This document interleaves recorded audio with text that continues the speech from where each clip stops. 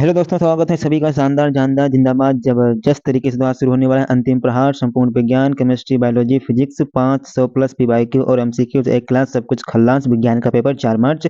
हमारे संबंधित आपके साथ जुड़ रहे हैं, पढ़ाने वाले हैं आपको विज्ञान। आइए शुरू करते हैं। आज का मोटिवेशन आपके लिए बहुत ही जानदार, बहुत शानदार जिंदाबाद होने वाला है कि जिद चाहिए कुछ हासिल करने की, वरना उम्मीद लगाकर तो हर कोई बैठा है। बस जिद चाहिए कुछ हासिल करने की, वरना उम्मीद लगाकर तो हर कोई बैठा है। मंजिल आपको पा लेना है।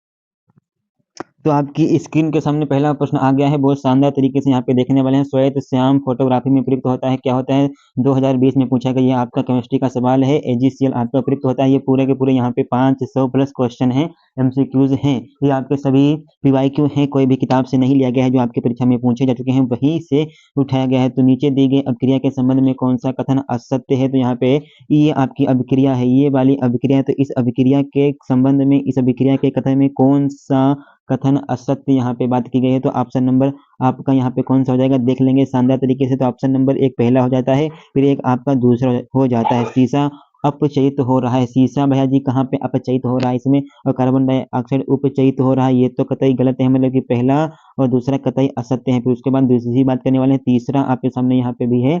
तीसरे में क्या होने वाला है, शानदार तरीके से यहाँ पे देखने वाले हैं। Fe2O3 plus 2Al gives Al2O3 plus 2Fe। ये आपका है। ऊपर दी गई अभिक्रिया किस प्रकार की है, ये आपको बताना है। तो ऊपर दी गई अभिक्रिया भैया जी आपकी प्रतिस्थापन अभिक्रिया है। फिर उसके बाद अम्ल से हाइड्रोजन हटाने वाला धातु कौन सा है? तो जो आपके अम्ल होते हैं उनसे हाइड्रोजन हटाने वाला धातु आपका जिंक है। फिर उसके बाद लेड नाइट्रेट का रासायनिक सूत्र क्या है? लेड नाइट्रेट PbNO3 का होल टाइप्स। ये आपका लेड नाइट्रेट का रासायनिक सूत्र है BaCl2 plus Na2SO4 gives BaSO4 plus 2NaCl। किस रासायनिक अभिक्रिया किस प्रकार की है? तो भैया जी द्विविस्थापन अभिक्रिया है, द्विविस्थापन अभिक्रिया है। फिर उसके बाद हम नेक्स्ट क्वेश्चन पे बढ़ते हैं, नेक्स्ट सवाल पे आपको ले चलते हैं। कार्बन को वायु में जलाने पर कार्बन डाइऑक्साइड गैस का बनना उदाहरण है। यानी कि जो आपका कार्बन होता है उसको जब आप वायु में जलाते हैं तो कार्बन डाई गैस का बनना किस प्रकार का उदाहरण है? तो विस्थापन अभिक्रिया का उदाहरण है। जिंक चूर्ण पर तन सल्फ्यूरिक अम्ल की अभिक्रिया से गैस निकलती है। तो जिंक चूर्ण पर तन सल्फ्यूरिक अम्ल की अभिक्रिया से गैस कौन सी निकलती है? H2 hydrogen. उसके बाद निम्नलिखित में से एक दहन अभिक्रिया है। तो भैया जी ये वाली आपकी दहन अभिक्रिया देख लीजिए, 2023 में पूछा गया है, 24 में ही, तो 25 में 100% वो वेरी वेरी इंपॉर्टेंट हर एक सेट में देखने को मिलेगा। फिर उसके बाद 10 नंबर पे आ जाते हैं। फिर उसके बाद देखते हैं कि NZ plus H2SO4 gives ZnSO4 plus H2 अभिक्रिया है, किस प्रकार की अभिक्रिया है? देखिए पीवाई को आपके लिए यहाँ जितने भी दिए गए हैं सभी के सभी पीवाई को हर एक प्रश्न उठाया गया, यहाँ से जबरदस्ती लाया गया है। तो विस्थापन अभिक्रिया। फिर उसके बाद देखने वाले हैं, जिन अभिक्रियाओं में आयनों के विनिमय से नए यौगिक बनते हैं उन्हें कहा जाता है। आयनों के विनिमय से नए यौगिक बनते हैं तो अभय अपघटन कहा जाता है। फिर उसके बाद वह प्रक्रिया जिसके कारण चांदी के ऊपर काली परत पर तांबे के ऊपर हरी परत चढ़ जाती है, मतलब कि कुल मिला के मूर्छा लगता है, मतलब कि संतरण हो जाता है, तो वहां पे ये आपका बताया गया है सरकार। फिर उसके बाद आगे देखते हैं, उसके बाद आगे बढ़ेंगे आगे। 13वां नंबर प्रश्न क्या है? 13वां भी आपका, सभी जितने भी आपके टोटल प्रश्न यहाँ पे लिए गए हैं, छठवें के प्रश्न लिए गए हैं। निम्नलिखित युग्मों से कौन सा प्रतिविस्थापनीय अभिक्रिया देता है? तो भैया जी सिल्वर नाइट्रेट विलयन एवं कॉपर धातु वेरी वेरी इंपॉर्टेंट है। इस प्रकार के प्रश्न आपकी परीक्षा में जरूर पूछे जाते हैं। और आपका एक दैनिक जीवन से संबंधित है कि चिप्स की थैली में भरी जाने वाली गैस कौन सी होती है? जो आपकी आलू भुजिया परी सब कुछ दिलखुश वाली चिप्स की थैली आती है, इनमें आपकी नाइट्रोजन गैस भरी होती है। कैल्शियम सल्फेट का रासायनिक सूत्र क्या है? Ca3PO4 का होल टाइप्स। ये आपका कैल्शियम सल्फेट का क्या है? रासायनिक सूत्र है। फिर उसके बाद हम दूसरे पे बात करने वाले हैं कि कोई विलयन लाल लिटमस को नीला कर देता है तो उसका पीएच संभवत मान क्या होगा? 10। क्योंकि भैया जी लाल को नीला तभी करेगा जब वो आपका क्षारीय होगा। क्षारीय कहाँ से होते हैं? जो आपके 7 के ऊपर वाले होते हैं। और आपके यहाँ पे ऑप्शन में कितने वाले दिए गए हैं? कोई 1 है, कोई 4 है, कोई 5 है। ये आपके सभी ऑप्शन वाले कम ही दिए गए हैं सरकार, ठीक। फिर उसके बाद सल्फर डाइऑक्साइड का जलीय विलीन होता है तो अम्लीय होता है। सल्फर डाइऑक्साइड का जलीय विलीन अम्लीय होता है। अपचय का उपचार करने के लिए निम्न में से किस औषधि का प्रयोग होता है? तो भैया जी प्रति अम्ल का प्रयोग होता है। फिर उसके बाद क्षारीय विलयन का पीएच मान होता है, क्या होता है? 7 से अधिक होता है। फिर दांत के इनेमल के कैल्शियम सल्फेट होता है, इसकी प्रकृति होती है क्षारीय होती है। पाचन के दौरान उत्पन्न जठर का पीएच मान कितना होता है? 7 से कम होता है। 7 से क्या होता है? कम होता है, ठीक। तो उसके बाद हम यहाँ पे बात करने वाले हैं शुद्ध जल का पीएच मान, अथवा करके ये इतनी बार पूछा गया है तो इस साल क्यों ना ये पूछा जाए। आप इसका देख सकते हैं, बहुत बार परीक्षा में पूछा गया है। 22, 23, 24, 25 में भी ये पूछा जाएगा, अनुमानित है कतई। अथवा करके यहाँ 25 डिग्री सेल्सियस ताप पर शुद्ध जल का पीएच मान क्या होगा 7 होगा। H2SO4 के जलीय विलयन का पीएच मान क्या होता है 7 से कम होता है। फिर उसके बाद प्रबल अम्ल के जलीय विलयन में इस किसका अधिकाय होता है, तो प्रबल अम्ल है तो Z+ ये आयनों का होता है, इसमें सभी को पता होगा। फिर उसके बाद हम जल 10 नंबर को जल को जीवाणु रहित बनाने के लिए उपयोगी पदार्थ हैं विरंजक चूर्ण उपयोगी पदार्थ हैं। 1 विलयन में हाइड्रोक्साइड आयन का सांद्रण 1 × 10⁻12 मोल लीटर इनवर्स है। इसका पीएच मान क्या होगा, तो भैया जी 2 मान होगा। इसको ट्रिक से करेंगे, यहाँ पे ये 2 12 है, यहाँ पे 1 है तो 1 से कैंसिल हो जाएगा। इस प्रकार आपको ट्रिक से याद कर लेना है क्योंकि परीक्षा के दृष्टिकोण से इंपॉर्टेंट है। तो निम्नलिखित में अम्लीय लवण है तो NaHSO4 ये आपका अम्लीय लवण है। ठीक, क्लास आपकी लंबी होने वाली है, स्पीड आपको यहाँ पे नहीं बढ़ानी है, आराम से पढ़ना है, आराम से।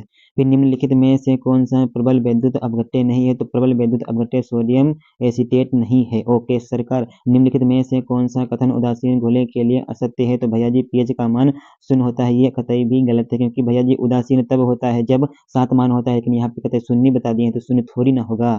ठीक, फिर उसके बाद एसीटेट अम्ल में कितने अम्लीय हाइड्रोजन परमाणु होते हैं, तो 1 अम्लीय हाइड्रोजन परमाणु होता है। क्षारीय विलयन में फिनाइलफेथिलीन सूचक का रंग होता है तो लाल रंग होता है। ठीक है, उसके बाद 17 नंबर पे आने के बाद 1 विलयन में हाइड्रोजन आयन का सांद्रण 1 × 10⁻7 मोल लीटर है। विलयन का पीएच मान क्या होगा 7 होगा। यहाँ पे 7 था तो यहाँ पे भी 7 होगा। इस प्रकार आप ठीक से इसको बना सकते हैं, याद कर सकते हैं। सिर्फ आखिरी रात है, अंतिम प्रहार है। सोडियम कार्बोनेट के जलीय विलयन में कार्बन डाइऑक्साइड गैस अधिकता से प्रवाहित करने पर प्राप्त होने वाला पदार्थ है, तो भैया जी ये NaHCO3 अम्लीय विलयन का पीएच मान क्या होता है 7 से कम होता है। 7 से अधिक होगा तो 6 होगा, 7 ही होगा तो भैया जी ये आपका क्या होगा, उदासीन होगा। सल्फ्यूरिक अम्ल में अम्लीय हाइड्रोजन परमाणुओं की संख्या कितनी होती है 2 होती है। निम्नलिखित में दुर्बल अम्ल है, लेकिन निम्नलिखित में कौन सा आपका दुर्बल अम्ल है, तो भैया जी HCN ये आपका दुर्बल अम्ल है। फिर उसके बाद दूसरी बात यहाँ पे क्या होने वाली है, 1 विलयन का पीएच मान 5 है, इसका विलय होगा क्या होगा, पीएच मान 5 है तो भैया जी इसका विलयन कैसा होगा, अम्लीय होगा। सोडियम कार्बोनेट का जलीय विलयन होता है क्षारीय होता है। किसी विलयन का पीएच मान 7 है, यह विलयन होगा उदासीन होगा। ठीक है, क्योंकि 7 पीएच मान है, 7 में आपका उदासीन होता है। ठीक है, फिर उसके बाद विरंजक चूर्ण पर तुरंत सल्फ्यूरिक अम्ल की अभिक्रिया से गैस निकलती है तो Cl2 गैस आपकी निकलती है। फिर उसके बाद 1 विलयन नीले लिटमस को लाल कर देता है तो उसका पीएच मान क्या होगा 6 होगा, 6 होगा 6। ठीक, फिर उसके बाद क्या होगा, धावन सोडा का रासायनिक सूत्र क्या होता है, धावन सोडा का रासायनिक सूत्र आप यहाँ पे देख लीजिए Na2CO3 × 10 जल, ये आपका धावन सोडा का रासायनिक सूत्र होता है। ठीक, ये आपका धावन सोडा का रासायनिक सूत्र होता है Na2 × CO3 × 10 जल, धावन सोडा का रासायनिक सूत्र है। खाने के सोडा का क्या सूत्र है NaHCO3, ये आपके खाने के सोडा का है। प्लास्टर ऑफ पेरिस का रासायनिक सूत्र क्या है CaSO4 × Al½ जल, ये आपका प्लास्टर ऑफ पेरिस का सूत्र है। Na2CO3 का प्रचलित नाम है धावन सोडा। ओके, अब आप यहाँ पे देख लीजिए लेड नाइट्रेट का रासायनिक सूत्र क्या है PbNO3 का होल ट्वाइस, बहुत इंपॉर्टेंट, हर साल परीक्षा में रिपीटेड प्रश्न आपके सामने यहाँ पे रखा गया है। एक हाइड्रोक्लोरिक अम्ल की शक्ति 10⁻2 न्यूटन है, इस विलयन का पीएच मान होगा, तो भैया जी 2 है तो यहाँ पे आपकी 2 है तो यहाँ पे भी आपकी 2 होगी। यहाँ पे ट्रिक से यहाँ पे लगा सकते हैं, सिर्फ आज के लिए इसको हल करना पड़ता है सरकार। एस्टिक अम्ल एवं दुर्बल अम्ल क्यों है, क्यों, इसमें आयन की मात्रा कम होती है, इसमें आयन की मात्रा कम होती है। किसी विलयन का पीएच मान 3 है, विलयन होगा तो पीएच मान 3 है तो विलय अम्लीय होगा। ठीक है, क्षारक के साथ हल्दी का रंग होता है भूरा लाल, क्षारक के साथ हल्दी का रंग होता है भूरा लाल, क्षारक के साथ हल्दी का रंग होता है भूरा लाल। अम्लीय वर्षा के जल का संभावित पीएच मान है 5.2, 5.2 अम्लीय वर्षा का संभावित जलीय संभावित पीएच मान है। कॉलम ए में दिए गए पदार्थ का सुमेलन कॉलम बी में दिए गए पदार्थों के अनुप्रयोगों से कीजिए। प्लास्टर ऑफ पेरिस का उपयोग कहाँ होता है, प्लास्टर ऑफ पेरिस का प्रयोग मूर्ति बनाने में होता है। क्या होता है, प्लास्टर ऑफ पेरिस का प्रयोग मूर्ति बनाने में होता है। और धावन सोडा, कास्टिक सोडा, यहाँ पे कास्टिक सोडा का उपयोग साबुन का निर्माण में होता है। सोडियम बाइकार्बोनेट का उपयोग प्रति अम्ल में होता है। ब्लीचिंग पाउडर प्रतिजीवाणु के लिए होता है। ये आपकी यहाँ पे होगी, तो पहले वाला किसमें गया है, पहले वाला आपका दूसरे में गया है, ये आपका ऑप्शन नंबर बी सही हो जाएगा। ओके सरकार, फिर उसके बाद अब आप यहाँ पे देख लीजिए धातु क्या है, धातु, धातु यहाँ पे आपके सामने धातु आपकी Li है। ठीक है, धातु बी ऑप्शन नंबर आपका सही हो जाएगा। आर्सेनिक धातु है, आर्सेनिक आपकी धातु नहीं भैया जी, आर्सेनिक तत्व है वो भी उपधातु है। ठीक है, फिर उसके बाद निम्नलिखित में क्षार धातु है तो Na आपका हो जाएगा, क्षार धातु है ये आपकी। फिर उसके बाद एंटीमनी है, एंटीमनी क्या है? धातु। एंटीमनी आपकी धातु है, आर्सेनिक आपकी उपधातु है। सोडियम पोटेशियम था वहीं पे, निकल भी था।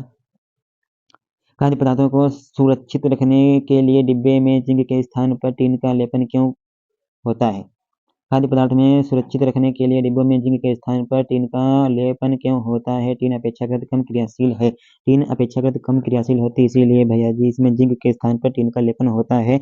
निम्नलिखित में से कौन सी धातु जल के साथ सामान्य ताप पर ही अभिक्रिया कर लेती है? तो भैया जी सोडियम धातु है, सोडियम। फिर उसके बाद एल्युमिनियम की सतह पर ऑक्सीजन परत कहलाती है तो भैया जी एनोडिक कहलाती है। फिर उसके बाद जस्ता धातु हाइड्रोक्लोरिक अम्ल से क्रिया करके कौन सी गैस निष्कासित करती है? हाइड्रोजन। फिर उसके बाद निम्न में से कौन सी धातु ठंडे जल से हाइड्रोजन गैस निकालती है? तो पोटेशियम निकालती है। Okay, potassium. फिर उसके बाद निम्न में से कौन सी धातु अम्ल से हाइड्रोजन विस्थापित करती है? तो भैया जी ये आपकी जड़ एन। निम्न में से कौन सी धातु अम्ल से हाइड्रोजन विस्थापित नहीं करती है? तो ये आपकी नहीं करती है। ठीक, दोनों प्रश्न एक ही जैसे मिल गए आपको, समझ में आ गए आसानी से। फिर उसके बाद अम्ल से क्रिया करके हाइड्रोजन गैस विस्थापित करने वाली धातु है तो ये आपकी जिंक है। कापर को आप तांबा भी बोलते हैं। का एस के है भैया जी मेलेकाइट है, मेलेकाइट। अधातु है, अधातु है तो ये आपकी एल। फिर उसके बाद मेट के मुख्यतः होता है ये आपका ऑप्शन नंबर सी, CU2S व FeS। निम्नलिखित में से कौन सा तत्व तनु अम्ल के साथ संयोग करके हाइड्रोजन गैस निकालता है? तो भैया जी जिंक मतलब की जस्ता। टर्म गलन्स का रसायनिक सूत्र है CU2S, ये आपका हो जाएगा क्लोराइड। एस का उदाहरण है हार्न सिल्वर। ओके, केक्लोसाइड एस के है कापर का, केक्लोसाइड एस के है कापर का। फिर उसके बाद जर्मन सिल्वर में कौन सी धातु होती है? Ag। फिर उसके बाद फलफोलेदार तांबे में कापर की प्रतिशत मात्रा होती है तो फलफोलेदार तांबे में कापर की प्रतिशत मात्रा 98% होती है। पीतल है, ये आपका न धातु है न यौगिक है, ये आपका मिश्रण धातु है।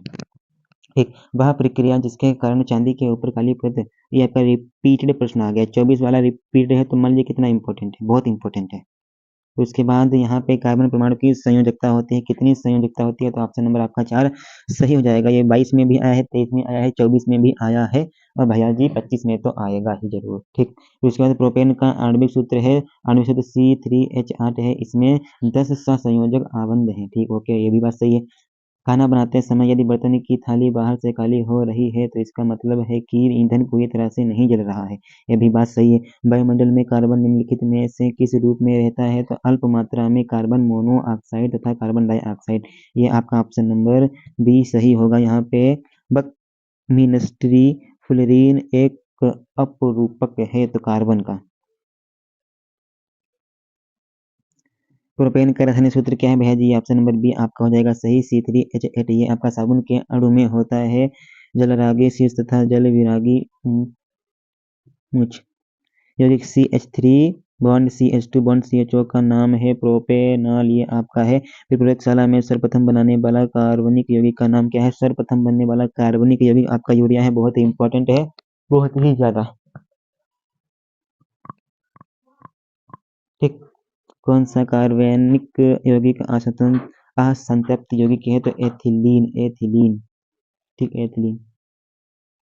फिर उसके बाद निम्नलिखित में से असंतृप्त हाइड्रोकार्बन है, असंतृप्त हाइड्रोकार्बन C2H4, ये आपके असंतृप्त हाइड्रोकार्बन है। निम्नलिखित में सजाती उम्र है तो सजाती युग्म है पेयर HCHO तथा CH3CHO, ये आपका सजाती युग्म है। ठीक, उसके बाद 13वें को यहाँ पे देखने वाले हैं तो निम्नलिखित किस यौगिक में एल्कोहली समूह उपस्थित होता है? तो एल्कोहली समूह CH3 बॉन्ड CH2 बॉन्ड और H में उपस्थित होता है। फिर उसके बाद ब्यूटेनॉन में क्रियात्मक समूह है तो ये आपका सी, ऑप्शन नंबर बी वाला हो जाएगा सही, ऑप्शन नंबर बी सही हो जाएगा। फिर एस्टिक अम्ल का IUPAC नाम है एथेनोइक अम्ल, एस्टिक अम्ल का एथेनोइक अम्ल नाम है। एथेनोइक अम्ल का सूत्र क्या है? CH3COOH, ये आपका ऑप्शन नंबर डी यहाँ पे सही हो जाएगा। 16वें का डी। 17वें का ऑप्शन नंबर कौन सा होगा? एथिल एल्कोहल का IUPAC नाम है एथेनॉल, ये भी आपको हो जाएगा। एस्टिल्डिहाइड का IUPAC नाम क्या है? एथेनॉल, इसका IUPAC नाम है। ऑप्शन नंबर आपका यहाँ पे कौन सा सही होगा? ऑप्शन नंबर बी सही होगा। प्रोपेनॉल का नाम क्या है? C3CHO, ये आपका 19 का ऑप्शन नंबर बी होगा सही। फिर उसके बाद 20 का क्या है, तो भैया जी निम्नलिखित में किस यौगिक में कीटोनी समूह उपस्थित होता है, तो भैया जी ऑप्शन नंबर डी आपका सही हो जाएगा। प्रकृत गैस का मुख्य अवयव है मेथेन, आपका यहाँ पे सही हो जाएगा। विपरीत श्रृंखला यौगिक है तो ब्यूटेन 2 भैया जी है। फिर उसके बाद एसिटिक अम्ल में क्रियात्मक समूह है, तो भैया जी ऑप्शन नंबर ए आपका सही हो जाएगा। प्रोपेनल में क्रियात्मक समूह है तो ऑप्शन नंबर बी सही हो जाएगा। एल्डिहाइड में प्रक्रियात्मक समूह है तो option number A minus O H वाला है। उसके बाद हम यहाँ पे 26 नंबर CH3 CH2 OH का आईपीएससी नाम एथेनल होता है, ठीक, एथेनल। फिर उसके बाद यहाँ पे 26 27 CH3CO का आईपीएससी नाम होगा प्रोपेनोन होगा। एक एल्कोहल और अम्ल के साथ होने वाली अभिक्रिया कहलाती है एस्टीकरण। एस्टीकरण कौन सी अभिक्रिया कहलाती है, जो एल्कोहल और अम्ल के साथ होती है, तो भैया जी एस्टीकरण कहलाती है। ओके, निम्नलिखित में से एल्डिहाइड है तो मेथेनल एल्डिहाइड है, मेथेनल। निम्नलिखित में असंतृप्त यौगिक है CH3 CH double bond CH, ये आपका असंतृप्त यौगिक है। एल्कोहलों के विहाइड्रोजनीकरण से प्राप्त यौगिक होता है तो एल्डिहाइड यौगिक होता है, ठीक। असंतृप्त वही संतृप्त 32 नंबर संतृप्त हाइड्रोकार्बन में नहीं होता है, तो भैया जी संतृप्त हाइड्रोकार्बन में डबल बॉन्ड नहीं होता है, ठीक। उसके बाद निम्नलिखित में संतृप्त यौगिक है तो भैया जी option number C2H4 option number D आपका होगा यहाँ पे सही। फिर उसके बाद निम्नलिखित में एल्काइन है तो ये आपका alkyne option number D C3H4 alkyne, alkyne है। निम्नलिखित में से प्रोपेन है CH3 bond CH2 bond CH3, ये आपका प्रोपेनोन है। अब उसके बाद निम्नलिखित में से एल्कीन है तो H2C double bond CH2 option number B, ये आपका यहाँ पे सही हो जाएगा। क्लोरीन के अणु में आबंध पाया जाता है, एक साथ संयोजी आबंध पाया जाता है। प्रोपेनॉल है C3H7OH ऑप्शन नंबर डी हो जाएगा। 29 यहाँ पे क्या है, साबुन किस प्रकार का यौगिक है, तो एस्टर यौगिक है। एस्टरों के क्षारीय जल अपघटन की क्रिया कहलाती है साबुनीकरण कहलाती है। मृद साबुन बनाने के लिए आवश्यक पदार्थ है तो भैया जी कास्टिक सोडा बहुत जरूरी है। मृद साबुन बनाने के लिए सोडियम में झाग उत्पन्न करने वाला पदार्थ है रेजिन, ठीक, रेजिन झाग उत्पन्न कर देता है। उसके बाद यहाँ पे देखेंगे, यहाँ पे क्या है, एथिलीन क्षारीय KMnO4 से अभिक्रिया करके उत्पन्न कराती है ग्लाइकल उत्पन्न कराती है। एल्युमिनियम कार्बाइड पर जल की क्रिया द्वारा इनमें से एक सा हाइड्रोकार्बन बनता है मेथेन।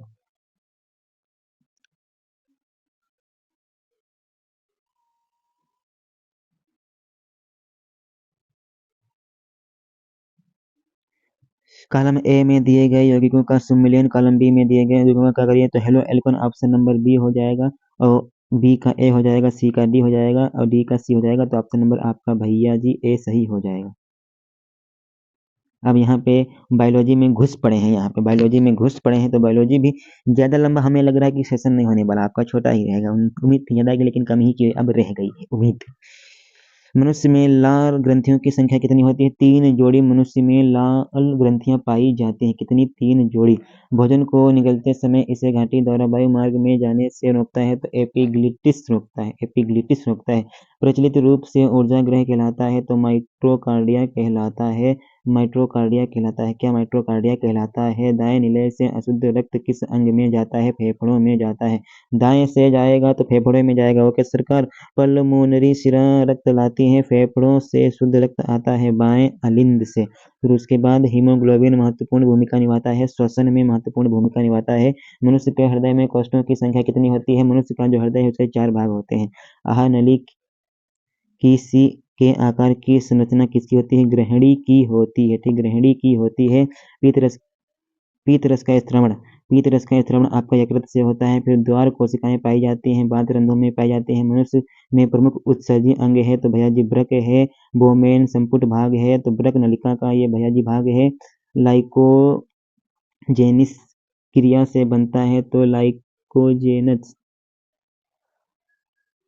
ग्लाइकोजन से बनता है। मनुष्य में वृक्क एक तंत्र का भाग है जो संबंधित है उत्सर्जन से संबंधित है, उत्सर्जन से संबंधित है। पादप में जाइलम उत्तरदायी है, जल के वाहन है तो जल के वाहन है तो सरकार एक बार तबाही आनी चाहिए। तो स्वपोषी पोषण के लिए आवश्यक है। ये सभी मतलब कि ये सभी का मतलब यहाँ पे क्या है, स्वपोषी जो अपना खाना स्वयं बनाते हैं, कार्बन डाइऑक्साइड, क्लोरोफिल, सूर्य का प्रकाश, ये सभी स्वपोषी हैं सरकार। ठीक है, कोशिकीय प्रक्रियाओं में ऊर्जा मुद्रा है तो एटीपी बहुत इंपॉर्टेंट है, वेरी वेरी इंपॉर्टेंट। एटीपी का फुल फॉर्म कमेंट बॉक्स में डाल दो उधर से। निम्नलिखित समीकरणों में से कौन सा समीकरण प्रकाश संश्लेषण प्रक्रिया का माना जाता है? तो प्रकाश संश्लेषण की क्रिया का कौन सा समीकरण माना जाता है? तो ऑप्शन नंबर ये आपका सी वाला हो जाएगा सही। तो यकृत स्रावित करता है, तो भैया जी यकृत स्रावित क्या करता है, लार को करता है कि जठर रस को करता है? तो आपका ऑप्शन नंबर सी पीत रस को सही हो जाएगा। ठीक, उसके बाद पादपों में वायु प्रदूषण कम करने वाली प्रक्रिया है, तो पादपों में वायु प्रदूषण कम करने वाली प्रक्रिया प्रकाश संश्लेषण है। फिर उसके बाद यूरिया का निर्माण होता है, तो यकृत में यूरिया का निर्माण होता है, फ्लोएम द्वारा भोजन का स्थानांतरण होता है, तो भैया जी सुक्रोज के रूप में होता है। फ्लोएम द्वारा भोजन का स्थानांतरण होता है, सुक्रोज के रूप में होता है। प्रकाश संश्लेषण अभिक्रिया में मुक्त O2 का श्रवण होता है, तो भैया जी ऑप्शन नंबर बी जल। ठीक, अब उसके बाद खाद्य पदार्थ का स्थानांतरण होता है, तो भैया जी फ्लोएम से होता है। ठीक, फिर उसके बाद डिक्सन एवं जोली संबंधित हैं, तो रसारोहण से आहार नली के पेशी संकुचन को कहते हैं क्रमाकुचन कहते हैं, संकुचन को क्रमाकुचन कहते हैं। ग्लाइकोलिसिस प्रक्रिया में क्या अंतिम उत्पाद प्राप्त होता है? पायरुविक अम्ल भैया जी, पायरुविक अम्ल। ग्लाइकोलिसिस की प्रक्रिया संपन्न होती है कोशिका द्रव्य में। पौधों में प्रकाश संश्लेषण द्वारा भोजन का निर्माण होता है। पत्ती में प्रकाश अभिक्रिया होती है हरित लवण के ग्रेना में। ठीक, सही।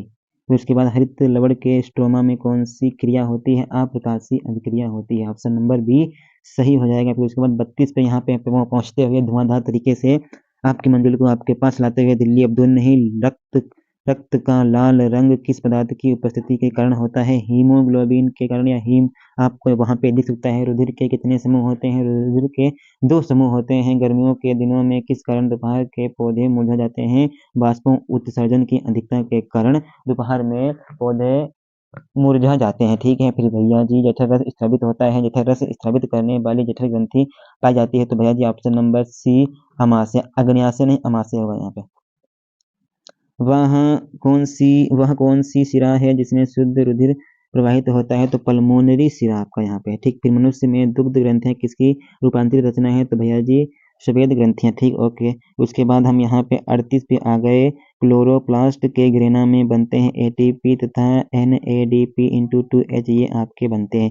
मनुष्य में दूध के दांतों की संख्या कितनी होती है? तो भैया जी दूध के दांत आपके 20 ही होते हैं। प्रत्येक जबड़े में अग्र चवर्ण की संख्या कितनी होती है? 2 जोड़ी होती है। पौधों में पत्तियों तक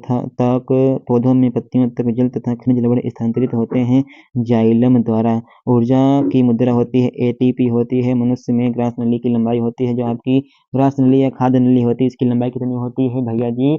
25 से 30 तक होती है सेंटीमीटर। लसिका में नहीं पाए जाते हैं, तो लसिका में क्या नहीं पाए जाते हैं? लाल रधिण। फिर उसके बाद केवल जल में घुलनशील विटामिन है, तो भैया जी विटामिन सी और विटामिन बी आप यहाँ पे लिख लीजिए। विटामिन बी, विटामिन सी, ये सिर्फ आपकी 2 ही आपकी विटामिन जल में घुलती हैं और आपकी कोई भी नहीं घुलती है। एटीपी तथा NADP इंटू 2H का निर्माण होता है, क्लोरोप्लास्ट में निर्माण होता है। कुछ बाह्य प्रतिक्रिया जिसमें जटिल कार्बनिक अणु सरल अणुओं में टूटते हैं, अपचायी अभिक्रिया। ओके, अपचायी अभिक्रिया हो जाएगी। फिर उसके बाद यहाँ पे देखने वाले हैं सदरा या फ्लेमा रोग निम्नलिखित में से किस विटामिन की कमी से होते हैं? तो विटामिन नंबर आपकी 12 हो जाएगी, विटामिन B12 से।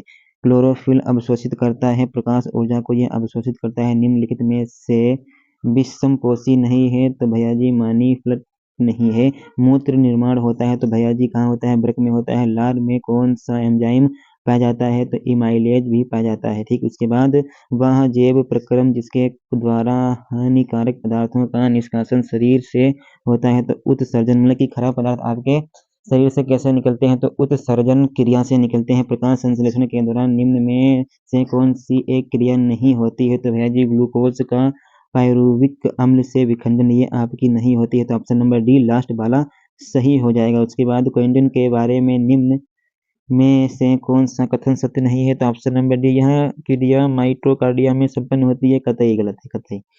पौधों में जड़ों द्वारा अवशोषण जल व खनिज लवण का परिवहन किसके माध्यम से होता है? जाइलम। ऑप्शन नंबर ए सही हो जाएगा। स्वस्थ मनुष्य में सामान्य रक्तदाब होता है तो भैया 120 से 180 तक होता है। ठीक, 120 से 180 ध्यान रखेंगे, ये इंपॉर्टेंट क्वेश्चन है।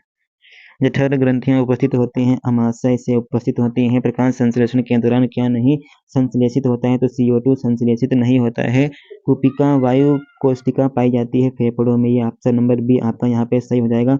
पौधों में जल प्रवाहन हेतु होता है तो जाइलम आपका ऑप्शन नंबर बी डी सही हो जाएगा। उसके बाद निम्नलिखित में कौन सा जोड़ा प्रकाश संश्लेषण की अभिक्रिया में प्रयोग नहीं किया जाता है? तो जल एवं carbon dioxide. Option number C सही हो जाएगा। फिर उसके बाद ऑप्शन नंबर एक पे आ गए हैं फिर से कतई शुरू से। मस्तिष्क का, अब यहाँ पे मस्तिष्क की बात हो रही है तो मस्तिष्क का कौन सा भाग बुद्धि एवं स्मरण शक्ति का केंद्र है? तो भैया जी प्रमस्तिष्क, अर्ध गोल अर्ध। जो आपका आगे का मस्तिष्क होता है वही आपका बढ़िया मस्तिष्क होता है। ठीक, तो उसके बाद मस्तिष्क का कौन सा भाग था? पे नियमन, जल संतुलन तथा भूख नियंत्रण आदि अनैच्छिक क्रियाओं का नियंत्रण करता है तो डाइएन्सिफिलिन। ठीक, फिर उसके बाद सामान्य मनुष्य के मस्तिष्क का भार कितना होता है? 1300 से 1400 ग्राम। फिर उसके बाद आपका 4 नंबर क्या होगा? 4 नंबर यहाँ पे है, नहीं है क्या? ठीक, 4 नंबर यहाँ पे है, मनुष्य के मस्तिष्क का कौन सा भाग सर्वाधिक विकसित होता है? भैया जी सेरिब्रम मस्तिष्क आपका सर्वाधिक विकसित होता है। फिर यदि मनुष्य में प्रतिवर्ती क्रियाएं नहीं हो रही हैं तो उसका तंत्रिका तंत्र का कौन सा भाग क्षतिग्रस्त हुआ है? तो मेरुरज्जु जो पीछे पाया जाता है यही आपका क्षतिग्रस्त हुआ है। मेडुला ऑब्लेंगेटा नियंत्रित करता है तो अनैच्छिक क्रिया यही आपका करता है। ठीक, उसके बाद भैया जी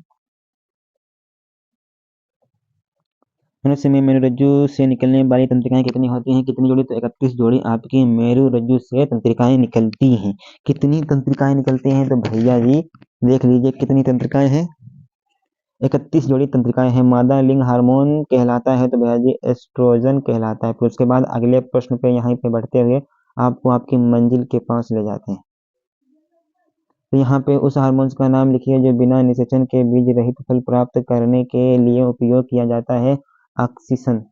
ओके, तो उसके बाद निम्नलिखित में से कौन फल को पकाने में सहायक होता है? तो एथिलीन आपका जो होता है ये फल पकाने में सहायक होता है। इंसुलिन हार्मोन स्रावित करता है, क्या करता है भाई? ऑप्शन नंबर सी लैंगरहैंस की दीपिकाओं से। फिर मनुष्य के मस्तिष्क में ताप नियंत्रक केंद्र स्थिर होता है हाइपोथैलेमस में। पुष्प के वृक्क द्वारा स्रावित हार्मोन का नाम तो टेस्टोस्टेरॉन। ऑप्शन नंबर सी आपका सही हो जाएगा। फिर उसके बाद उस हार्मोन की कमी से मधुमेह रोग होता है, उसे क्या कहते हैं? इंसुलिन की कमी से आपके मधुमेह रोग हो जाता है। पुष्प ग्रंथि पाई जाती है मस्तिष्क के उदर तल पर। पुष्प ग्रंथि मस्तिष्क के उदर तल पर पाई जाती है। कौन सा पादप हार्मोन कोशिका विभाजन में सहायक होता है? साइटोकाइनिन। साइटोकाइनिन ऑप्शन नंबर ए। ऑक्सीटोसिन का स्त्रवण होता है तो पिट्यूटरी से निम्न में से कौन पादप हार्मोन है? जिबरेलिन। ओके, फिर पतझड़ से संबंधित हार्मोन है एब्सिसिलिन अम्ल। ओके, पीयूष ग्रंथि की पश्च पाली में स्रावित हार्मोन्स है वेसोप्रोसेसिन। मनुष्य के मस्तिष्क में पाई जाने वाली अंतःस्रावी ग्रंथि है तो भैया जी ऑप्शन नंबर डी पीयूष ग्रंथि। उन्मुख होने वाले पादप राह को कहते हैं, क्या कहते हैं? फोटोट्रिब्यूटिव। कैल्शियम तथा फास्फोरस के अपचय के नियंत्रण हेतु हार्मोन स्रावित होता है पेराइड से। थायरॉक्सिन हार्मोन की कमी से भैया जी थायरॉक्सिन कमी से घेंगा रोग आपका होता है। तो उसके बाद निम्नलिखित में से कौन सा पादप हार्मोन है? पादप हार्मोन आपका साइटोकाइनिन है, साइटोकाइनिन। उसके बाद दो तंत्रिका कोशिका के मध्य खाली स्थान को कहते हैं सिनेप्स कहते हैं। Okay, synapse. फिर आपका मस्तिष्क उत्तरदायी होता है उपयुक्त मतलब सोचने में भी हृदय के स्पंदन में। अगर मस्तिष्क बोले कि अब हम सांस नहीं लेंगे तो क्या हृदय अपने आप सांस थोड़ी न ले लेगा? नहीं लेगा ना सरकार। शरीर की भंगिमा को संतुलन का नियंत्रण होता है अनुमस्तिष्क। अनुमस्तिष्क। Okay, option number B. उसके बाद आपका पराग नलिका की आणविकता की ओर वृद्धि का कारण है तो भैया जी रसायनवर्तन। पौधों पर से परिपक्व पत्तियों और फलों का झड़ना किस प्रकार का कारण है? एब्सिसिलिक अम्ल। ठीक, दो न्यूरॉन के मध्य संगम स्थल को कहते हैं? तो भैया जी सिनेप्स कहते हैं। मास्टर ग्रंथि है तो पीयूष मास्टर ग्रंथि आपकी पीयूष ग्रंथि है। निम्नलिखित में से कौन सी ग्रंथि बाह्य एवं अंतःस्रावी है? तो अंग न्यासी ऑप्शन नंबर 33 का डी वाला सही हो जाएगा। फिर उसके बाद पौधों में कायिका प्रबंधन है तो के लिए कौन सा भाग अधिक अनुकूल है? प्रक्लिका। ओके।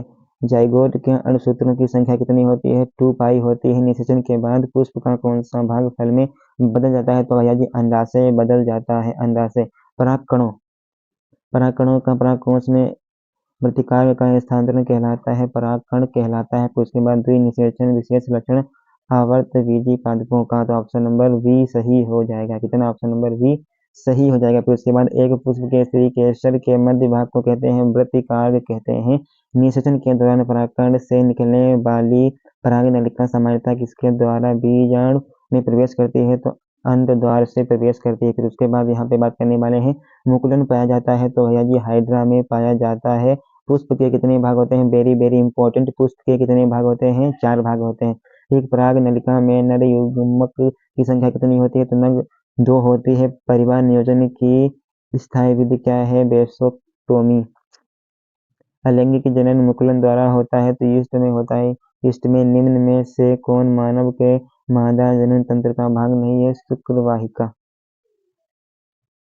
पुरुष के लिंग गुणसूत्र का क्या है? तो एक्स वाई होते हैं और स्त्री के ये वाले होते हैं एक्स एक्स और भैया जी पुरुष के एक्स वाई होते हैं। ठीक। तो उसके बाद निम्नलिखित में कौन सा रोग यौन संचारित नहीं है? तो हेपेटाइटिस नहीं है। ऑप्शन नंबर बी होगा सही। पराग कोश में होता है अथवा परागकण किसके अंदर बनते हैं? तो परागकण के अंदर बनते हैं। ठीक है सरकार। अब बात करने वाले हैं यहाँ पे मानव में भ्रूण को पोषण मिलता है प्लेटोस्टेटा से। सब कुछ यहाँ बकवास लिखा है क्यों? मैथ वाले हैं तो बायोलॉजी। पत्तियों द्वारा काय का प्रजनन होता है? पत्तियों द्वारा का कलियां विकसित होती हैं तो भैया जी ब्राइबोफिलम में ऑप्शन नंबर यहाँ पे ऑप्शन नंबर सी होगा सही। मुकुलन द्वारा प्रजनन होता है हाइड्रा में। ठीक।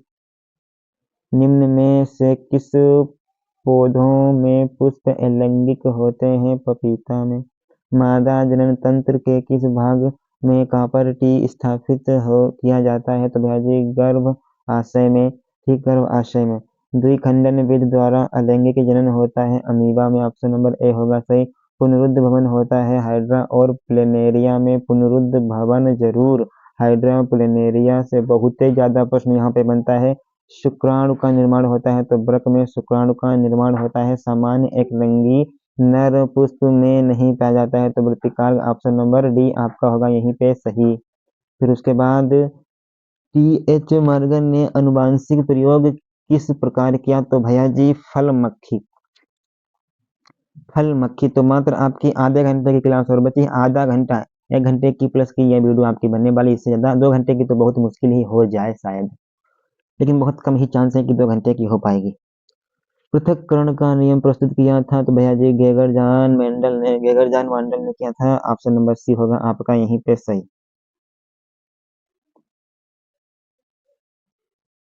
ठीक। तो F2 श्रेणी में 3:1 अनुपात प्राप्त होता है एक संकर क्रॉस में। एक संकर क्रॉस कराएंगे तो F2 जो आपकी पीढ़ी है उसमें 3:1 का अनुपात आपको मिलेगा। ठीक। उसके बाद मेंडल ने अपने आनुवंशिकता के प्रयोग कौन से पौधे पर किए? तो भैया जी मेंडलीफ का नाम अगर पौधा पूछे तो मटर को मार के आना है और किसी को यहाँ पे मारने की आपको जरूरत नहीं। ठीक है। एक संकर क्रॉस का जीन प्रारूप अनुपात होता है तो 2:1 2 1:2:1 मतलब कि 1:2:1 ये आपका एक संकर क्रॉस का जीन प्रारूप अनुपात होता है। मटर के लंबे पौधे का क्रॉस बौने पौधे से कराने पर प्रथम पीढ़ी में लंबे मटर के पौधे प्राप्त होते हैं। द्वितीय पीढ़ी में प्राप्त पौधे होंगे तो भैया जी लंबे तथा बौने दोनों। ये आपका यहाँ पे हो जाएगा। तो मनुष्य में गुणसूत्रों की संख्या कितनी होती है? तो भैया जी गुणसूत्रों की संख्या आपकी यहाँ पे कितनी होगी सरकार? तो 44 होगी और प्लस में एक्स वाई। फिर केंद्रिक अणुसूत्र बनता है तो भैया जी न्यूक्लियो प्रोटीन से बनता है। ठीक। प्रोटीन से बनता है तो 8 हो गए यहाँ पे। फिर उसके बाद जीन शब्द का प्रयोग सर्वप्रथम किसने किया था? जो जो हांसन ने किया था। निम्न में कौन सा अनुवांशिक पदार्थ है? तो डीएनए आपका अनुवांशिक पदार्थ है, तो ऑप्शन नंबर आपका बी होगा सही। रक्त में O2 की कमी से लाल रक्त कणिकाओं में उत्पन्न रोग, तो दंत्र कोशिका अल्परक्तता, ऑप्शन नंबर ए। शुक्राणु में ऑटोसोम और सूत्रों की संख्या कितनी होती है? तो ऑटोसोम 44 होते हैं। ऑटोसोम 44 होते हैं। निम्नलिखित में फ्लोरीन क्षारक है, तो भैया जी यहाँ पे गैबनीन हो जाएगा। दो डीएनए तंतु आपस में जुड़े होते हैं हाइड्रोजन बंध द्वारा। मनुष्य में गुणसूत्रों की संख्या होती है, तो मनुष्य में गुणसूत्रों की संख्या आपकी 46 होती है। वहां पे 44 प्लस में एक्स वाई था, तो वहां पे एक्स वाई भी 2 होते हैं ना, तभी एक एक्स हो गया, एक वाई हो गया। फ्लोरीन क्षारक होता है, तो भैया जी एडेनिन, ऑप्शन नंबर ए आपका हो जाएगा सही। फिर उसके बाद द्विसंकर, एक शंकर का भैया जी हमने बताया था ऊपर वाला होता है, यहाँ पे द्विसंकर आ गया है, तो यहाँ पे नीचे वाला हो जाएगा। 9:3:1। ये एक द्विसंकर का है। केवल न्यूक्लियस अम्ल तथा प्रोटीन से बने होते हैं। कौन चीज बने होते हैं? विषाणु बने होते हैं। ठीक, उसके बाद निम्नलिखित में कौन सा जीन प्रारूप शुद्ध गोला बीजों को प्रकट करता है? तो आर होगा सही। डीएनए पाया जाता है, तो केंद्रक में डीएनए आपका पाया जाता है। मेंडल के अनुसार मटर के बोने पौधे का जीन होता है, तो बोने पौधे का छोटा स्मॉल टी, डबल टी। केवल प्रोटीन के बने होते हैं, प्रियांश बने होते हैं। ओके, मेंडलीफ के अनुसार, तो मेंडलीफ चचा कहाँ हो? ठीक, मेंडलीफ के अनुसार मटर के शुद्ध लंबे पौधे का जीन प्रारूप होता, तो भैया जी डबल टी, इस वो भी कैपिटल। आनुवंशिक विज्ञान के जनक बोले जाते हैं, तो भैया जी गेगर जॉन मेंडल बोले जाते हैं। मेंडल का प्रायोगिक पौधा होता है उद्यान मटर। मेंडल के अनुसार मटर के पौधे में निम्नलिखित में से कौन सा जीनोटाइप लंबे तने व झुर्रीदार बीजों के लक्षण करेगा, व्यक्त करेगा? तो भैया जी ऑप्शन नंबर सी होगा, capital double T small double R. ठीक,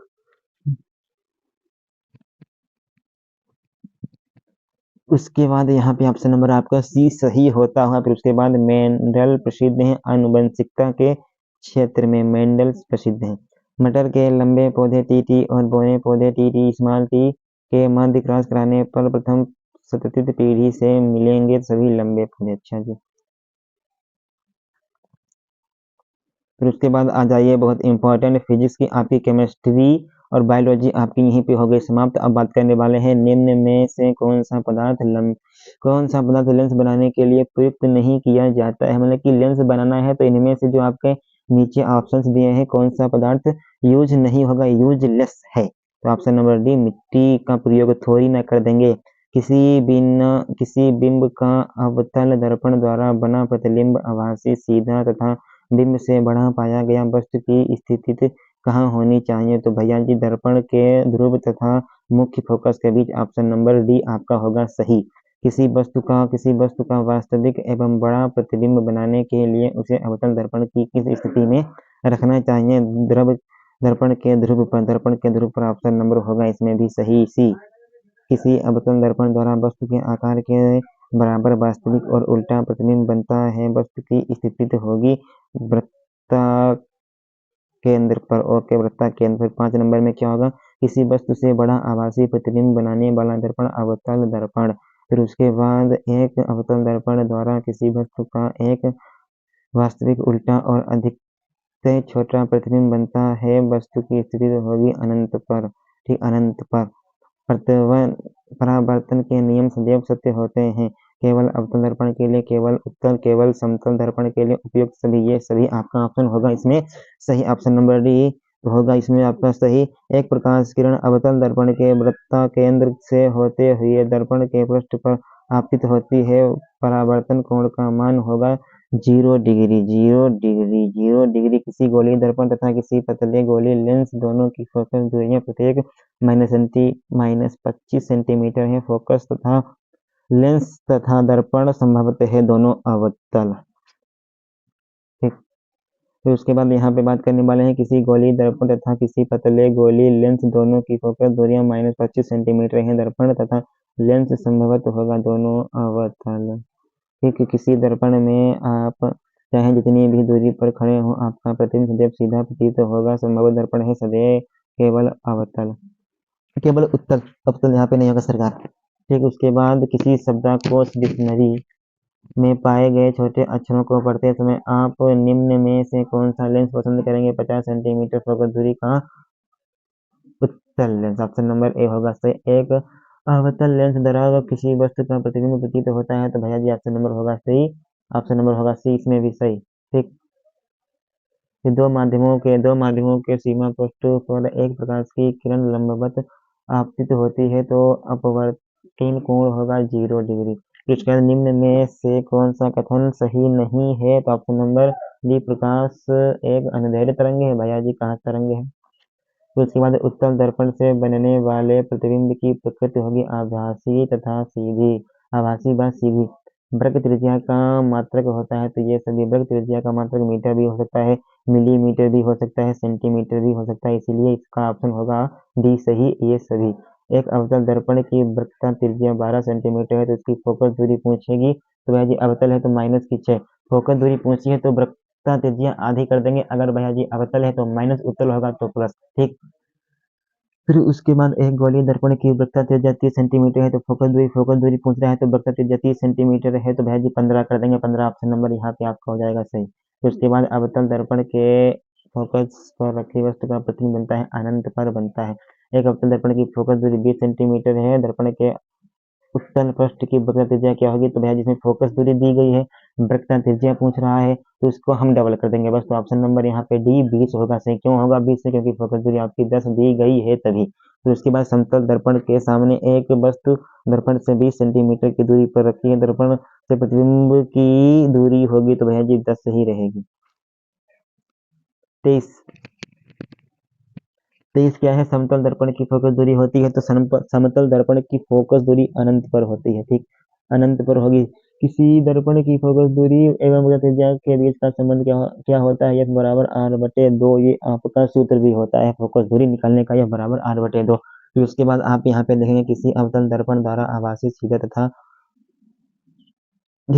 आवर्धित प्रतिबिंब बनता है, वस्तु की स्थिति होगी ध्रुव व फोकस दूरी के बीच, फोकस के बीच, ऑप्शन नंबर ए होगा सही। किसी दर्पण में वस्तु का प्रतिबिंब सदैव वस्तु से छोटा, सीधा व काल्पनिक बनता है, वह है उत्तल दर्पण। 20 सेंटीमीटर फोकस दूरी वाले अवतल दर्पण के सामने 20 सेंटीमीटर की दूरी पर स्थित वस्तु का प्रतिबिंब बनता है 20 सेंटीमीटर दूर दर्पण के पीछे। निम्न में दिए गए माध्यमों में प्रकाश की चाल न्यूनतम होगी। हीरे में प्रकाश की चाल बहुत ही धीरे होती है। फिर उसके बाद वायु के सापेक्ष माध्यम का अपवर्तनांक अधिकतम होगा। हीरे में अपवर्तनांक बहुत अधिक होता है, चाल बहुत कम होती है। ठीक, फिर किसका दृष्टि क्षेत्र सबसे अधिक होगा? तो भैया जी उत्तल का दृष्टि क्षेत्र सबसे अधिक होता है। निर्वात में प्रकाश की चाल 3 × 10⁻⁸ मीटर प्रति सेकेंड, इतनी स्पीड होती है प्रकाश की चाल की। ठीक, फिर उसके बाद एक पारदर्शी माध्यम में दूसरे पारदर्शी माध्यम में प्रवेश करने पर एक प्रकाश की किरण के लिए अपवर्तन कोण का मान आपतन कोण की तुलना में अधिक होता है यदि प्रकाश की किरण सघन माध्यम से विरल माध्यम में जा रही हो तो। ओके, फिर प्रकाश की चाल माध्यम 1 व माध्यम 2 में क्रमशः V1 तथा V2 हो तो माध्यम 1 का अपवर्तनांक माध्यम 2 के अपेक्षा होगा तो V1/V2, ऑप्शन नंबर ए होगा इसमें भी आपका सही। ठीक, अब उसके बाद यहाँ पे देखने वाले हैं आपके अगले प्रश्न को। वायु के सापेक्ष जल तथा कांच के अपवर्तनांक क्रमशः 4/3 तथा 3/2 हैं तो जल के सापेक्ष कांच का अपवर्तनांक क्या होगा? 3/2 भाग 4/3, ऑप्शन नंबर बी होगा यहाँ पे आपका सही। फिर उसके बाद यदि कोई वस्तु एक उत्तल लेंस के सामने 2 फोकस दूरी पर रखी है तो लेंस से उसके प्रतिबिंब की दूरी होगी अथवा करके भी प्रश्न आपका पूछा गया है। एक वस्तु उत्तल लेंस के सामने 2 फोकस दूरी पर रखी है, उसका प्रतिबिंब होगा 2f/2 फोकस दूरी पर, ऑप्शन नंबर बी होगा इसमें भी आपका सही। फिर उसके बाद किसी वस्तु का आभासी सीधा एवं बड़ा प्रतिबिंब प्राप्त करने के लिए वस्तु को लेंस के सामने रखते हैं तो लेंस के प्रकाशिक केंद्र और मुख्य फोकस के बीच में रखते हैं। ऑप्शन नंबर डी होगा सही। एक लेंस की क्षमता -2.5 डियोप्टर है। लेंस की फोकस दूरी अथवा प्रकृत दूरी 40 सेंटीमीटर अवतल। ठीक, उसके बाद क्या होगा यहाँ पे, फिर उसके बाद किसी भी लेंस की क्षमता की इकाई होती है मीटर इनवर्स। ओके, एक अवतल लेंस प्रयोग में आता है तो निकट अवतल लेंस निकट दृष्टि दोष को दूर करने के लिए चश्मे में आता है। ऑप्शन नंबर सी होगा आपका सही। एक प्रकाश किरण किसी लेंस के भीतर स्थित किसी बिंदु से बिना किसी विचलन के गुजर जाती है, वह बिंदु लेंस का होगा प्रकाशिक केंद्र। Option number C. किसी वस्तु का आवर्धित प्रतिबिंब आवर्धित काल्पनिक प्रतिबिंब बन सकता है तो अवतल दर्पण द्वारा। ऑप्शन नंबर होगा सी सही। निम्नलिखित में से कौन सा किरण आरेख सही है, तो ऑप्शन नंबर ये वाला डी वाला आपका कतई सही है। फिर उसके बाद मानव नेत्र अभिनेत्र लेंस की फोकस दूरी को समायोजित करके विभिन्न दूरियों पर रखी वस्तु को फोकसित कर सकता है। ऐसा हो आने का कारण है समंजन। मानव नेत्र जिस भाग पर किसी वस्तु का प्रतिबिंब बनाते हैं वह होता है दृष्टि पटल। अभिनेत्र लेंस की फोकस दूरी में परिवर्तन किया जाता है पश्चिमाक्षी द्वारा। इंद्रधनुष बनाने में प्रकाश की कौन सी परिकल्पनाएं सम्मिलित होती हैं? अपवर्तनांक, विक्षेपक तथा आंतरिक प्रवर्तक। ऑप्शन नंबर सी होगा सही। तारों के टिमटिमाने का कारण है वायुमंडलीय में परिवर्ती अपवर्तनों की विभिन्न परतों द्वारा प्रकाश का अपवर्तनांक। ऑप्शन नंबर बी होगा यहीं पे आपका सही। जब प्रकाश नेत्र में प्रवेश करता है तो अधिकांश अपवर्तनांक कहाँ होता है, अपवर्तन कहाँ होता है, तो स्वच्छ मंडल कार्निया पर भैया जी बहुत ज्यादा ही परिवर्तन होता है। आँख में प्रवेश करने वाले प्रकाश की मात्रा को नियंत्रित करता है पुतली करती है। पुतली स्वस्थ नेत्र के लिए दूर बिंदु स्थित होता है। स्वस्थ दूर बिंदु यहाँ पे पूछ रहा है तो अनंत पर, निकटतम पूछे तो 25, दूर यहाँ पे तो अनंत पर हो जाएगा। एक सामान्य आंख वाला व्यक्ति किसी वस्तु को सुस्पष्ट रूप से देख सकता है यदि वस्तु की स्थिति आंखों से 25 से अनंत के बीच में हो, 25 सेंटीमीटर से अनंत के बीच में हो तभी। स्वस्थ मनुष्य के लिए स्पष्ट दृष्टि की न्यूनतम दूरी होती है तो भैया जी न्यूनतम कम से कम की बात हो रही है तो 25 सेंटीमीटर होती है। फिर उसके बाद एक मनुष्य दूर स्थित वस्तु को स्पष्ट रूप से देखने में असमर्थ है, उसके नेत्र में कौन सा दोष होगा, तो भैया जी दूर की बात है तो निकट दृष्टि दोष होगा। फिर उसके बाद निकट दृष्टि दोष से पीड़ित व्यक्ति के लिए चश्मे में प्रयुक्त किया जाता है अवतल लेंस। अगर आपको निकट दृष्टि दोष हो गया है तो आपके जो चश्मे में अवतल लेंस प्रयोग किया जाएगा। दूर दृष्टि दोष से पीड़ित व्यक्ति के लिए चश्मे में प्रयुक्त किया जाता है तो भैया जी उत्तल लेंस किया जाता है। फिर उसके बाद दूर दृष्टि दोष के कारण वस्तु का प्रतिबिंब बनता है रेटिना से पीछे। निकट दृष्टि दोष से पीड़ित व्यक्ति का दूर बिंदु स्थिर होता है 25 सेंटीमीटर से कम दूरी पर। बहुत ही पहले आ जाएगा 25 सेंटीमीटर से। ठीक, फिर उसके बाद दूर दृष्टि दोष से पीड़ित मनुष्य का निकटतम बिंदु स्थित होगा 25 सेंटीमीटर से अधिक दूरी पर। ओके सरकार। फिर उसके बाद वायु एवं एक सघन माध्यम की सतह के समान आपतित किरण के लिए माध्यम में आपतित कोण होगा क्रांतिक कोण के बराबर। ऑप्शन नंबर बी होगा सही। मानव नेत्र में रेटिना पर बनने वाला प्रतिबिंब उल्टा होता है परंतु सीधा दिखाई देता है। ओके, फिर उसके बाद दूसरी बात करने वाले हैं श्वेत। चलिए इसको जूम करे दो। श्वेत प्रकाश के अपने अवयव प्रकाश रंगों में विभाजित होने की प्रक्रिया कहलाती है प्रकाश का वर्ण विक्षेपण। ऑप्शन नंबर सी।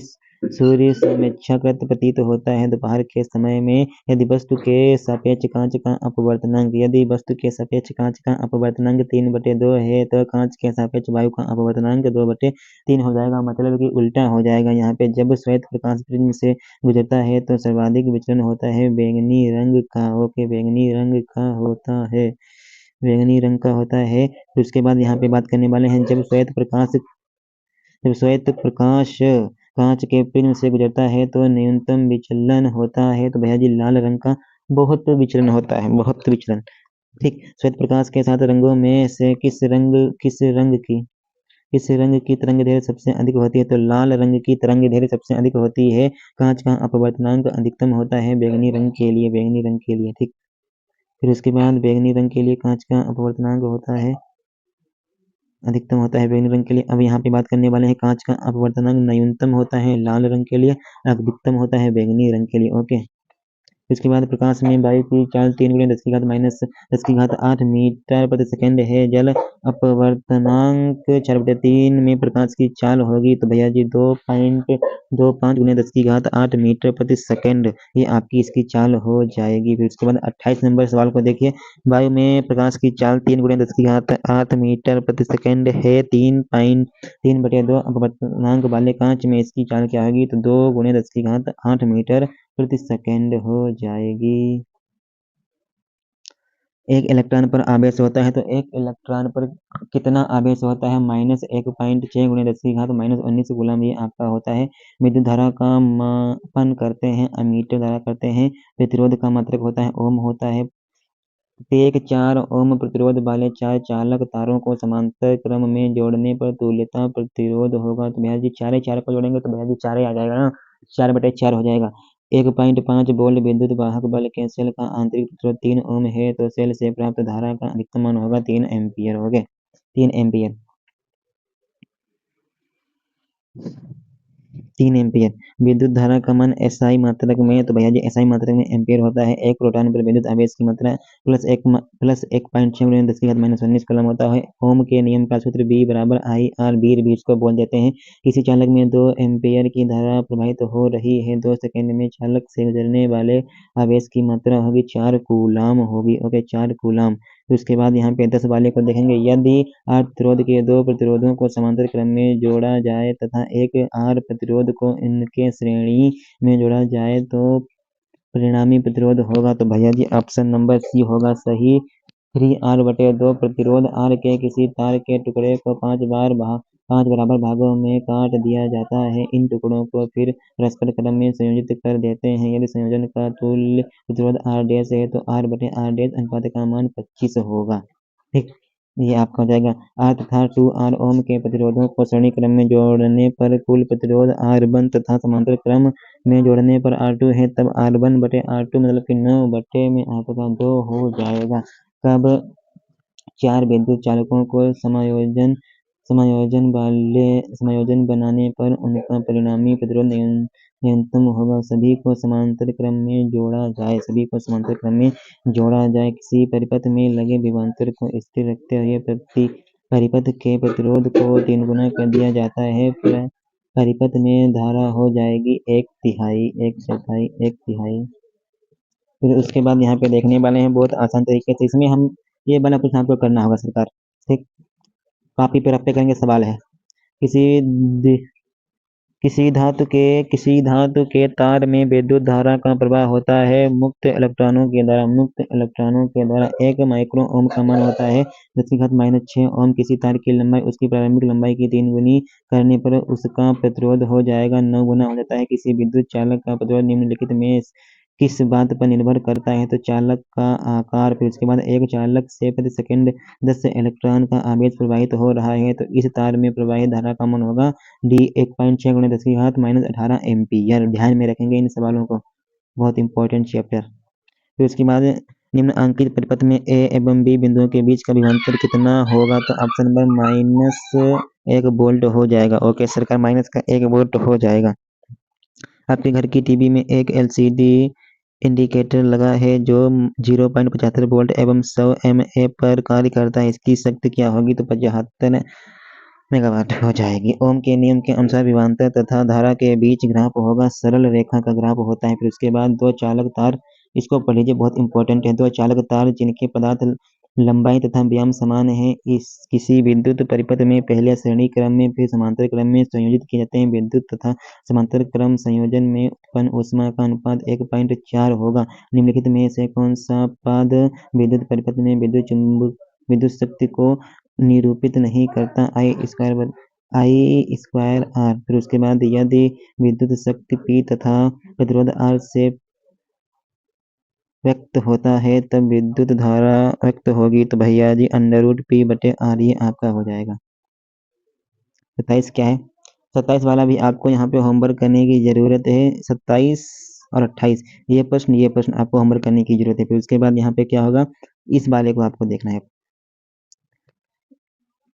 1 किलोवाट घंटा में जूलों की संख्या कितनी होती है? 36 × 10⁵ 5 जूल हो जाएगी। फिर उसके बाद एक अश्व शक्ति बराबर होता है 746 वाट।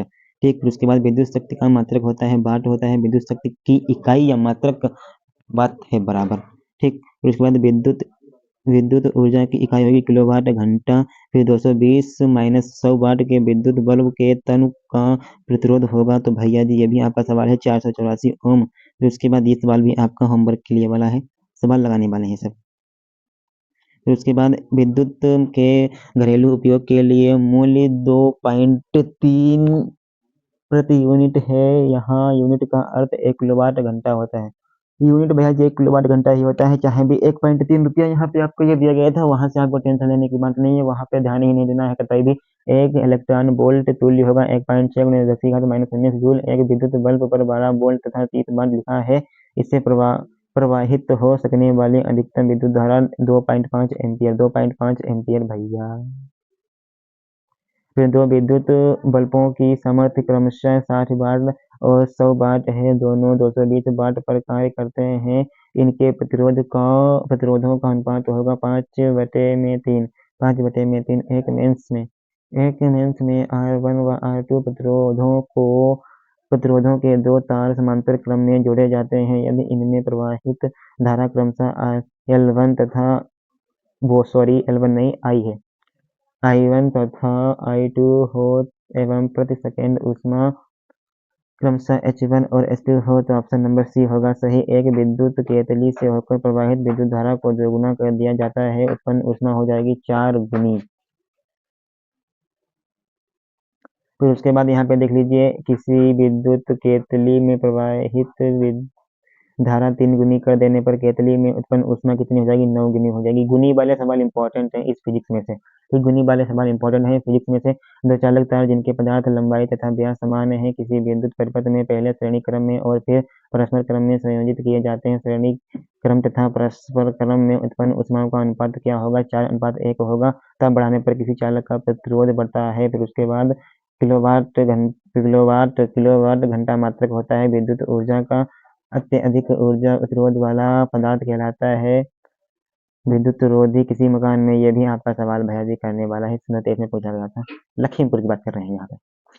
लखीमपुर किसी धारावाही चालक में बहने वाली धारा I तथा लंबाई L को लंबवत V तीव्रता वाले चुंबकीय क्षेत्र में रखा गया है। उस पर लगने वाला बल कितना होगा?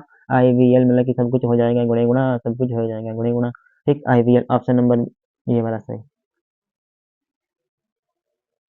तो उसके बाद चुंबकीय क्षेत्र की तीव्रता का मान कितना होगा? तो चुंबकीय क्षेत्र की तीव्रता का मात्रक टेस्ला होता है, टेस्ला। चुंबकीय क्षेत्र की तीव्रता का मात्रक क्या होता है? चुंबकीय क्षेत्र की तीव्रता का मात्रक ऊपर भी टेस्ला होता है और एक नीचे भी होता है, न्यूटन मीटर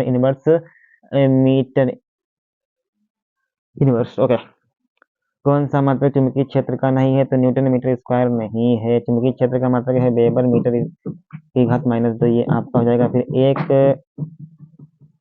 गतिमान आवेश कण उत्पन्न करता है चुंबकीय व विद्युत क्षेत्र दोनों। फिर अनंत लंबाई के एक ऋजुरेखीय धारावाही चालक के निकट चुंबकीय क्षेत्र का सूत्र होता है भैया जी ये वाला, ऑप्शन नंबर बी। ठीक, चुंबकीय बल रेखाएं होती हैं, एक दूसरे को कभी नहीं काटती और सभी आपकी यहाँ पे बराबर बातें लिखी हैं। इनमें से कौन सा क्या हो सकता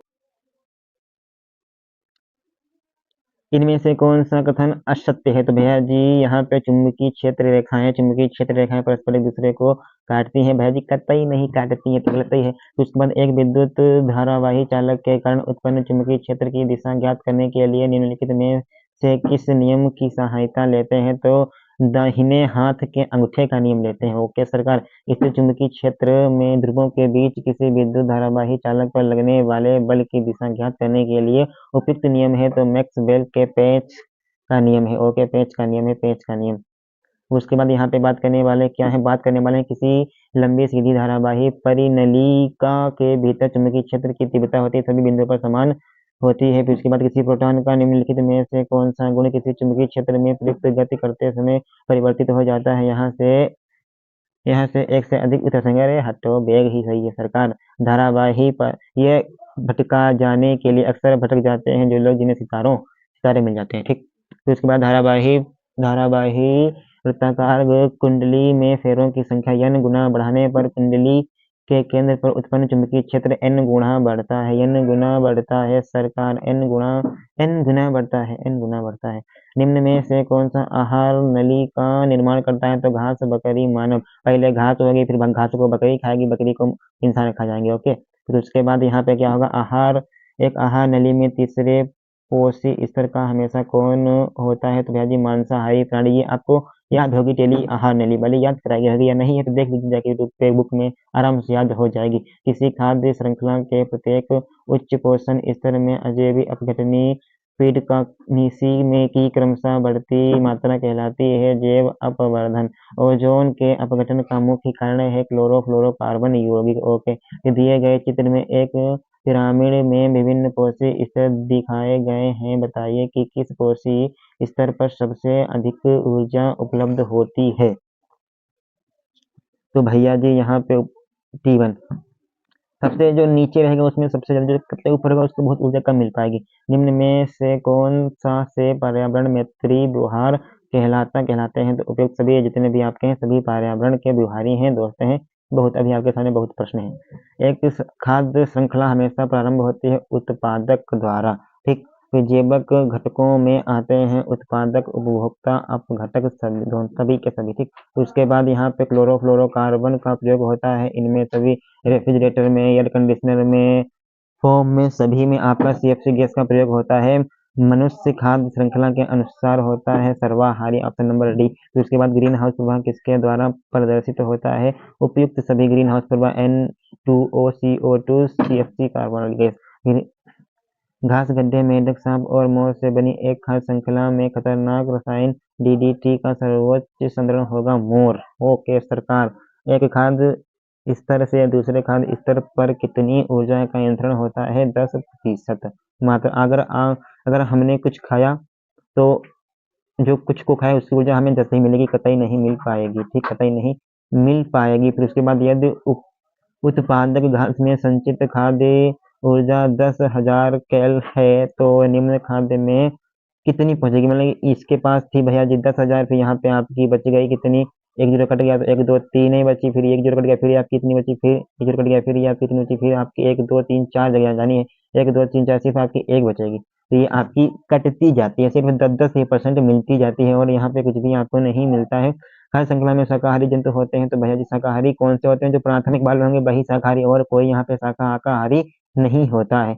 निम्नलिखित में से कौन सी एक परत पराबैंगनी किरणों को पृथ्वी पर आने से रोकती है? ओजोन परत। UV पराबैंगनी किरणों को पृथ्वी पर आने से रोकती है। निम्नलिखित में कौन उत्पाद है? हरे पौधे। तो भैया जी हो गई ना सब कुछ खत्म कहानी। तो भैया जी आपकी मोटिवेशन के साथ शुरू हुई थी, मोटिवेशन के साथ ही वीडियो आपकी एंड होने वाली है। जिद चाहिए कुछ हासिल करने की, वरना उम्मीद लगाकर तो हर कोई बैठा है सरकार। जिद चाहिए, और ये आपका कंप्लीट हो गया अंतिम प्रहार संपूर्ण विज्ञान 500 प्लस PYQ और MCQ एक क्लास खलास। ये आपके विज्ञान के पेपर थे, तो बहुत आसान तरीके से करा दिए हैं। जिद चाहिए कुछ हासिल करने की, वरना उम्मीद लगाकर तो कोई हर कोई बैठा है सरकार। फिर अगली वीडियो में मिलेंगे, तब तक के लिए जय हिंद, जय Bharat, Vande Mataram. Best of luck paper के लिए। साइंस का पेपर धुआंधार तरीके से फोड़ के आना है और बताना है कि यहाँ से आपको कितने PYQ मिले हैं, MCQ मिले हैं। कमेंट बॉक्स में धुआं धुआं कर देना है कतई। जय हिंद, जय भारत, वंदे मातरम।